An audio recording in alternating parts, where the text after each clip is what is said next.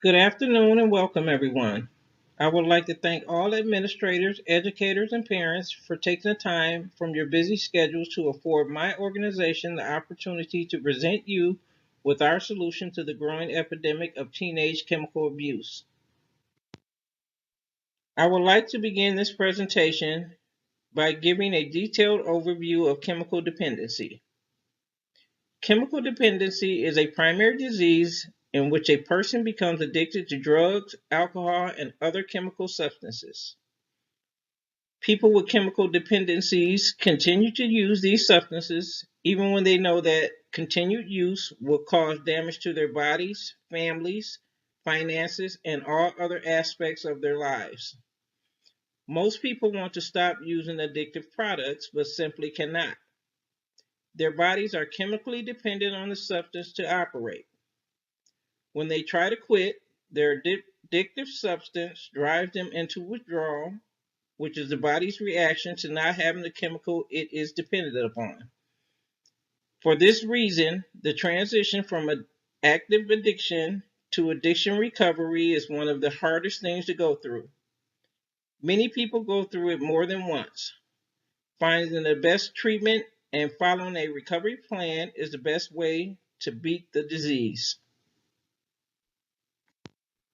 According to studies, chemical dependency among teens is one of the greatest public health issues in the United States. These studies also show that teenagers are at a higher risk for substance abuse and addiction than those who begin drug use as an adult due to the immaturity of the teenage brain, particularly the part of the brain that controls impulses. Half of all new drug users are under the age of 18. There are many drugs and chemicals that are commonly used by teens.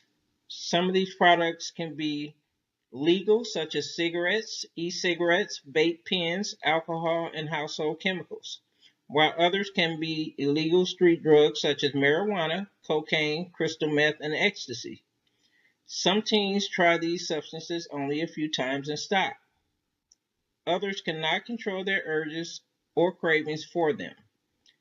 Many of them become addicted to more than one substance at a time.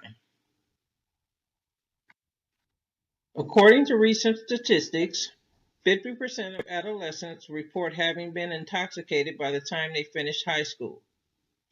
33% reported having had alcohol by the eighth grade. 15% of eighth graders reported having been drunk. 45% of youth had tried cigarettes by the time they were seniors in high school. One of five 12th graders reported that they currently smoke. 47% reported having tried an illicit drug by the 12th grade, and the national rates for substance use disorders for youth aged 13 to 18 are estimated to be at 11.4%. There are several stages of substance abuse in the adolescents that ultimately leads them to addiction and difficulty managing their lives. Stage 1, which is known as the experimental or non-problematic stage, plays the biggest role in teenage chemical substance use. This is the stage where most teenagers are introduced to certain substances by their friends, and using them is typically a response to peer pressure. Some teenagers stop here and never try drugs again. However, many teenagers move to stage 2, where they start to use chemical substance on a regular basis. During this stage, they may use the substance while with friends or while alone.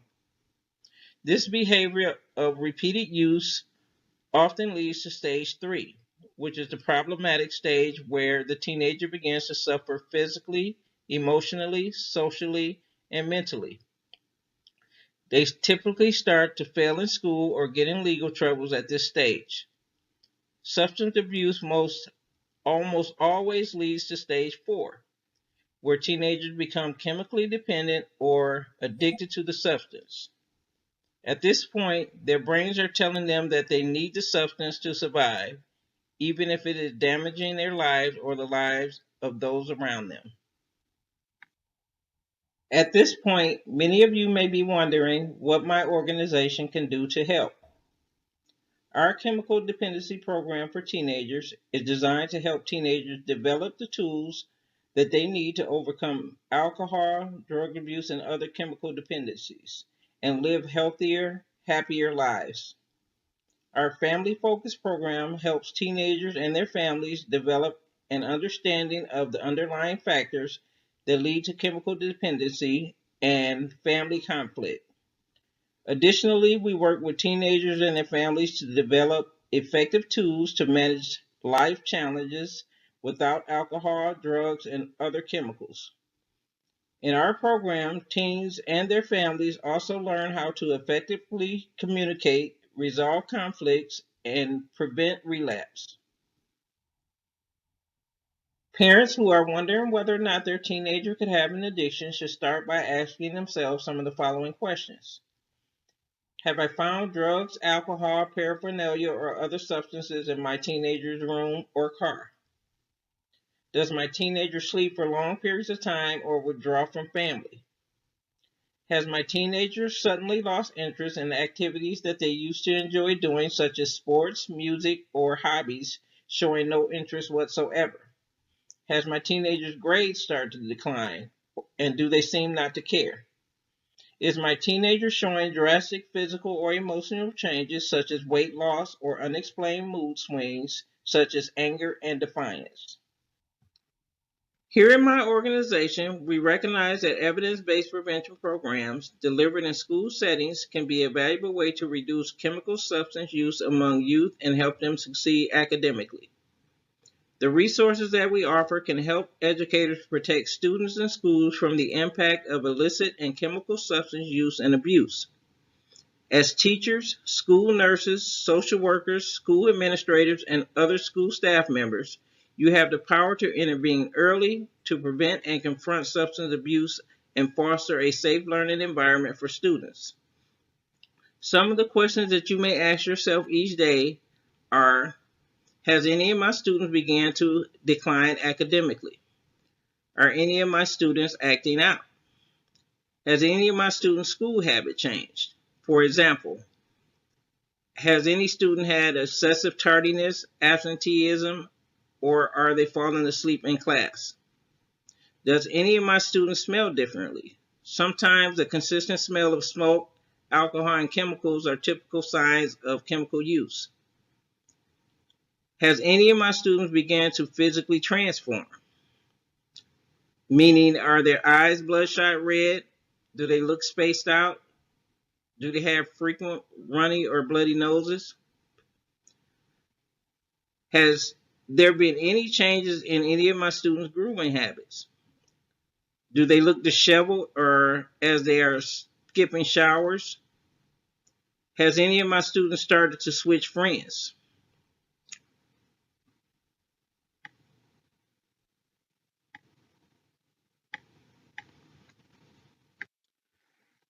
Our company recognizes that the need of all individuals suffering from chemical dependencies will not be the same. Therefore, we developed a program that addresses the needs of teens on an individual basis, addresses mental health and substance use disorders, and addresses underlying issues that give rise to teen substance abuse. We avoid a one-size-fits-all approach. Our company tailors our program to match the treatment needs of every teenager who struggles with chemical dependencies. We offer many evidence-based programs such as drug screening, testing, and assessments, motivational interviewing and therapy, psychoeducation and therapy, relapse prevention, intensive inpatient, outpatient, and after-school programs, aftercare programs, and family and community-based support programs. Whether quickly or slowly, using drugs, alcohol, and other chemicals can steal everything from your teen. Family, friends, home, school, and personal lives are often stripped away. It is our strong belief that the right balance of treatment, support, and accountability can bring an end to problematic use and addiction. While promoting successful recovery, it is our goal to create healthy and happy teens, supportive and confident parents, and cohesive and loving families. After your teen successfully completes our program, we will continue to support your family when you need us. We have many patients who check in with us occasionally long after they're done with the program. We are also available to provide support and referrals if needed. Thank you. Again, I'd like to thank you all for being here today and taking the time to patiently listen to what I had to say. At this time, we like to take the time to speak with you on an individual basis or as a group. We have representatives who are standing by, ready to answer any questions and support your needs. I wish you all a blessed day. Thank you.